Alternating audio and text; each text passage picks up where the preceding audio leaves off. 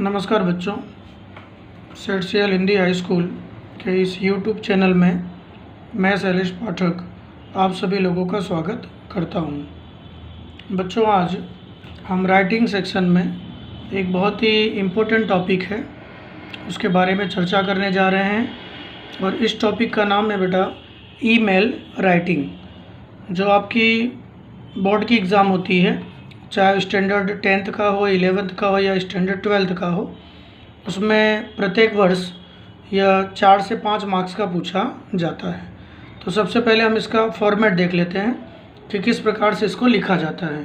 तो देखिए बेटा, सबसे पहले आप टू लिखोगे। अब ये टू का मीनिंग ये हुआ कि इसके आगे वह ईमेल आईडी लिखोगे जिस ईमेल आईडी पर आपको इस ईमेल को भेजना है। वो आपको एग्ज़ाम में ऑलरेडी दिया होता है। उसके बाद दिया है बेटा CC। अब बेटा CC का फुल फॉर्म होता है बेटा कार्बन कॉपी। ये कार्बन कॉपी का मीनिंग ये हुआ कि इसी का एक जेरोक्स आप दूसरे भी एक व्यक्ति को भेज रहे हैं, जो कि एक प्रकार का प्रूफ होगा कि भाई हमने ये 2 वाले व्यक्ति को भेजा है। उसका सबूत देने के लिए CC वाले व्यक्ति का ईमेल आईडी लिखा जाता है। उसके बाद होता है बेटा BCC। ये BCC का फुल फॉर्म होता है बेटा ब्लाइंड कार्बन कॉपी। ये ब्लाइंड कार्बन कॉपी में भी एक व्यक्ति का ईमेल आईडी लिखा जाता है, लेकिन ये 2 और CC वाला व्यक्ति ये तीसरे व्यक्ति को देख सकता नहीं है, इसलिए इसको ब्लाइंड कार्बन कॉपी कहा जाता है। उसके बाद होता है बेटा अटैचमेंट। बेटा अटैचमेंट का मीनिंग ये हुआ कि कई बार हम ईमेल के साथ कुछ ज़रूरी फ़ोटोग्राफ्स हैं, कुछ ज़रूरी लेटर्स हैं, उसको भी हम उसके साथ जोड़ते हैं। तो जो भी जोड़ना है वो अटैचमेंट में लिखा जाएगा। उसके बाद सब्जेक्ट। बड़ा सब्जेक्ट के अंदर विषय लिखा जाता है, मुख्य टॉपिक लिखा जाता है जिसके बारे में पूरा ईमेल संबंधित है। उसके बाद बेटा सैल्यूटेशन। बेटा सैल्यूटेशन में हम संबोधन करेंगे। अधिकांशतः जो फॉर्मल ईमेल होते हैं, जो व्यवसाय से संबंधित ईमेल होते हैं, उसमें रिस्पेक्टेड शब्द का उपयोग किया जाता है। और अगर मान लीजिए हमसे कोई छोटा है या हमारा कोई मित्र है तो वहाँ पर हम डियर शब्द का भी उपयोग कर सकते हैं। संबंध में भी हम इसका उपयोग कर सकते हैं, नहीं तो नॉर्मली रिस्पेक्टेड सर का उपयोग होता है, रिस्पेक्टेड सर या रिस्पेक्टेड मैडम। बेटा मिनिमम 3 पैराग्राफ्स में लिखा जाता है। पहला होता है बेटा बॉडी। बेटा बॉडी में जो फर्स्ट पैराग्राफ होता है वो जो लिखने वाला होता है वो उसकी आइडेंटिटी, उसकी पहचान बताता है और वह सेंडर से किस तरह से जुड़ा हुआ है उसको बताता है।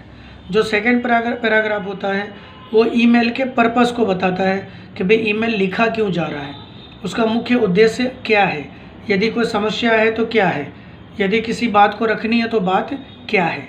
तो जो सेकंड पैराग्राफ होता है इसको ईमेल का हार्ट, उसका हृदय भी कहा जाता है। जो थर्ड पैराग्राफ होता है बेटा वो उपसंहार के बारे में होता है। वो संबोधन देने के लिए होता है कि भाई हमने हमारी बातों को रख दिया, अब आप इसको शीघ्र से शीघ्र सॉल्व करें, इसके बारे में आप कोई न कोई प्रवृत्ति लें, किसी न किसी प्रकार से आप कार्यवाही करें, उसके बारे में उसमें लिखा जाता है। तो मिनिमम में 3 पैराग्राफ में लिखा जाता है। लास्ट में क्लोजर्स करते हैं, समापन करते हैं। तो वहाँ पर योर्स करके जो भी संबंध हो कि भाई बड़ा है तो योर्स फैथफुली लिखेंगे, मित्र है तो योर फ्रेंड लिखेंगे, या जो भी रिलेशन हो उसके अनुसार संबोधन किया जाता है। और उसके नीचे जो राइटर होता है, जो लेखक होता है, उसका नाम लिखा जाता है। अब बेटा ईमेल जो होते हैं वो 2 प्रकार के होते हैं। एक होता है बेटा फॉर्मल ईमेल, इसको ऑफिशियल ईमेल भी कहा जाता है, जिसमें कार्यालय से संबंधित, कामकाज से संबंधित जानकारियों को लिखा जाता है।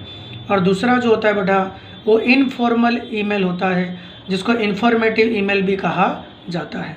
जो इनफॉर्मल ईमेल या जो इन्फॉर्मेटिव ईमेल होता है इसमें जानकारी वाली बातों को लिखा जाता है।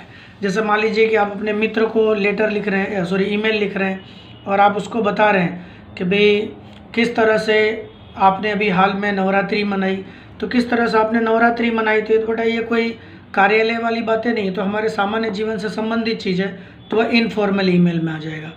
अगर मान लीजिए कि मम्मी जो है मामा जी को ईमेल लिखती है कि भाई किस तरह से हम दिवाली की तैयारी कर रहे हैं, तो वह इनफॉर्मल ईमेल हो गया। लेकिन अगर मान लीजिए कि आपने कोई वस्तु परचेस की है अभी और मान लीजिए उसमें किसी प्रकार की प्रॉब्लम आ गई है, उसकी आपको कंप्लेन करनी है, तो बेटा फॉर्मल ईमेल के अंदर उसका समावेश किया जाएगा।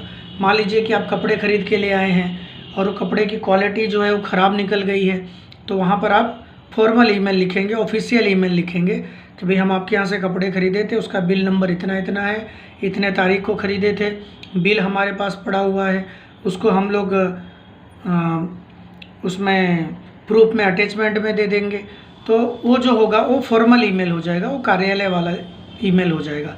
तो जहाँ पर कार्य से संबंधित ईमेल लिखा जाता है वो फॉर्मल ईमेल होता है, ऑफिशियल ईमेल कहा जाता है। और जहाँ पर व्यवहार से संबंधित या हालचाल से संबंधित ईमेल होता है उसे इनफॉर्मल या इन्फॉर्मेटिव ईमेल कहा जाता है। तो बेटा ये ईमेल का आपका पूरा फॉर्मेट हो गया। तो आप लोग आपका जो निबंध का चौपड़ा है उस चौपड़े के अंदर ये जो पूरा फॉर्मेट है उसको नए पेज से आप लोग लिख लेंगे। अब जो सेकंड पार्ट बनेगा वो सेकंड पार्ट में हम आपको एक ईमेल लिख करके बताएंगे और आप उसको अपने फुल स्केप में लिख लेंगे, जिससे आपको पता चले कि भाई इस तरह से ईमेल हमें एग्ज़ाम में लिखनी है। तो बेटा सेकंड पार्ट में आगे की चर्चा होगी, फर्स्ट पार्ट यहीं पर कंप्लीट हो रहा है।